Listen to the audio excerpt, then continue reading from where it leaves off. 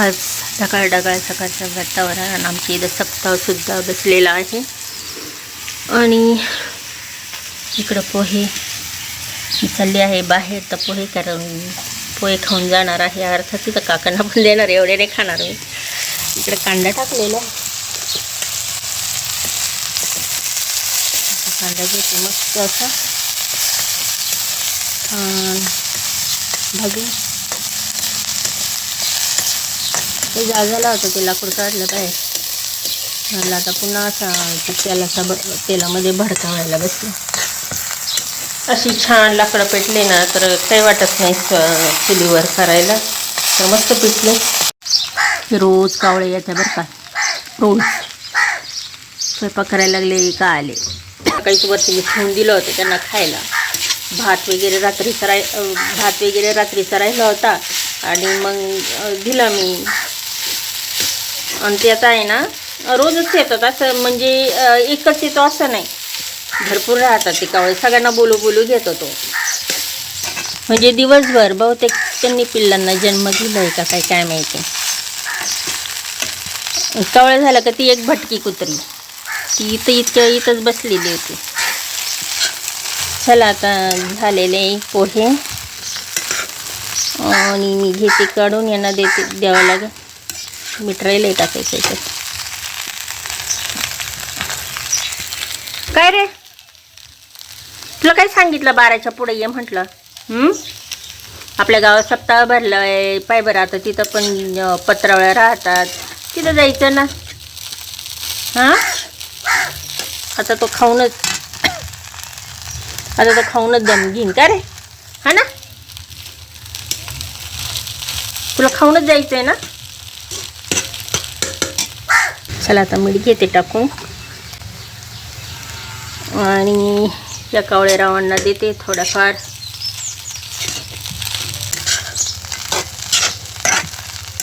छान असे पोहे झालेले आहेत आपल्या चुलीवर.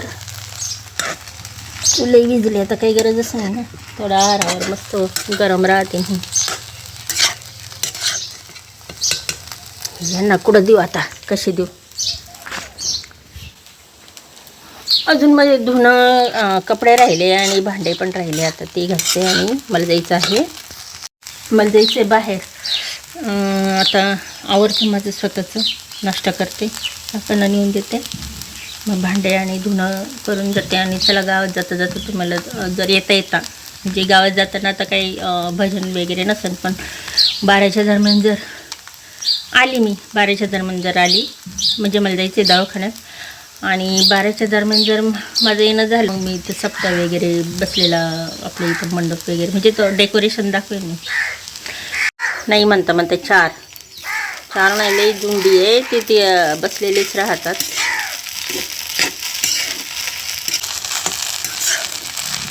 चला आता माझं आवरलं आहे आणि आता मी चालले. आता किती वेळ लागेल काय माहिती, बघू. येतं बघू.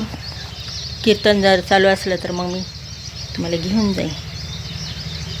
तसं मी डेकोरेशन दाखवते तुम्हाला. चला आता मी आलेली आहे, दवाखान्यातून जाऊन आलेली. काकांना फोन केला आहे, काका आता येतीलच. तर चला मी तुम्हाला तोपर्यंत हे सर्व डेकोरेशन दाखवते.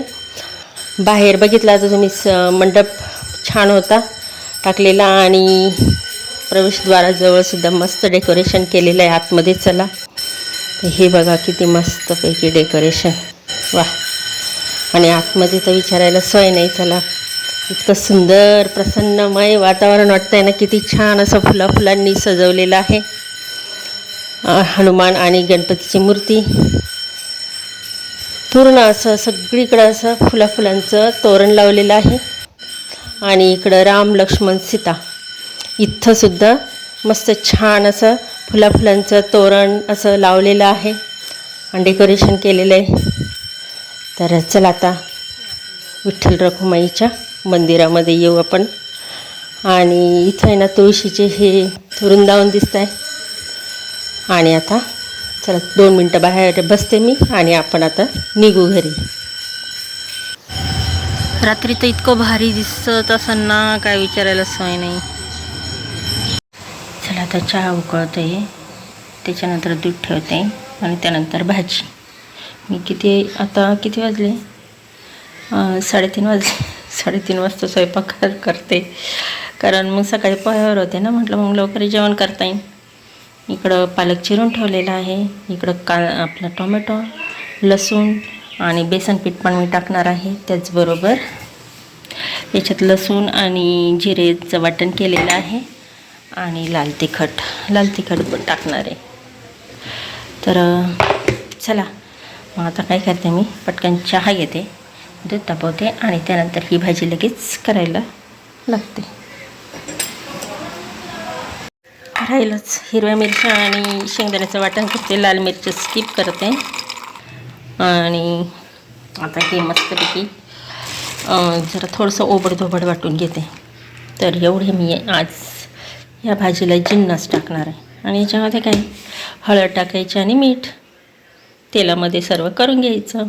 सिंपल भाजी आहे आणि खूप वेळा शेअर केली, त्याच्यामुळेच मग मी काही टाकणार नाही, तर मी ही भाजी तुम्हाला पूर्ण करून दाखवली असती. चला आता घेते भाजी करून. आणि लवकर जेवलं म्हणजे काय होतं, संध्याकाळची लाईट लवकर जाते असं होतं. आणि मग काय मिक्सर वगैरे चालू पण करता येत नाही. मग मिक्सर चालू करायला सुद्धा लाईट नसते. मग कधी 9ला लाईट येते, कधी 8ला येते. आणि आज निवृत्ती महाराजांचं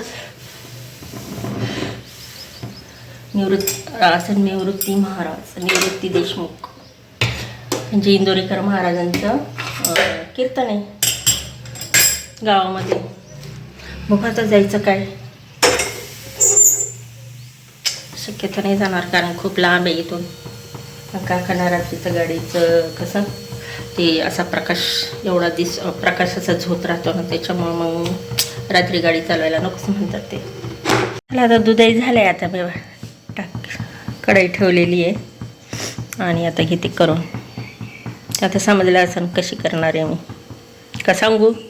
अगदी 2 मिनटात हे असं जाडसर वाटण. चला आता मी घेते हे लसूण टाकून,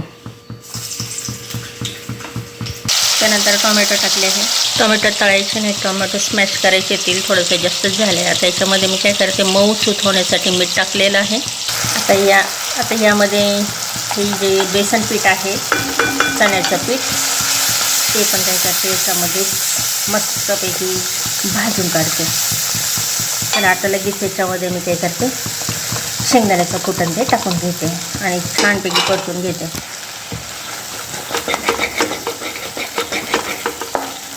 हे जे बेसन पीठ आहे ना, ते थोडंसं चिपकलं, तर मी काय केलं, थोडंसं पाणी टाकलं. चला आता झालेलं आहे हे. आता मस्तपैकी सर्व याची भाजी कढईमध्ये आता शिजायला टाकते. त्यापूर्वी थोडीशी हळद टाकते ना.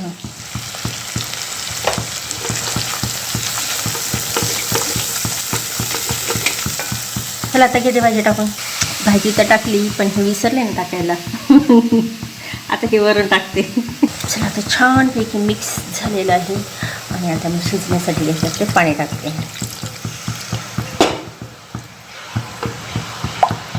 आता राहिलं आहे यामध्ये मीठ टाकायचं.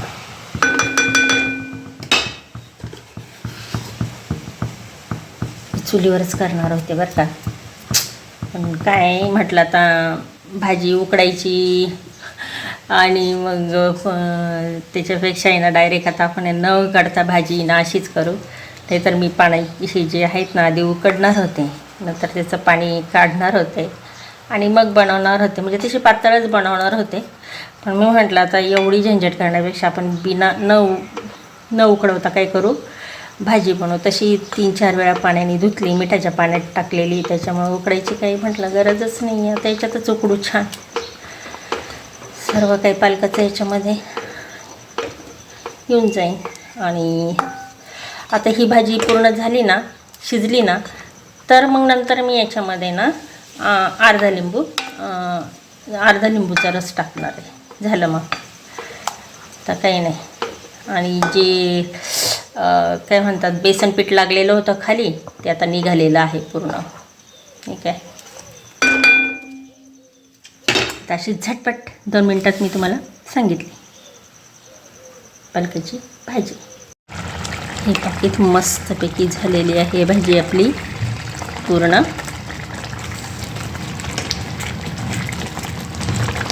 चला आता मी काय करते, बंद करून घेते. खूप वेळ लागत नाही ही भाजी शिजायला, कारण पालेभाजी आहे.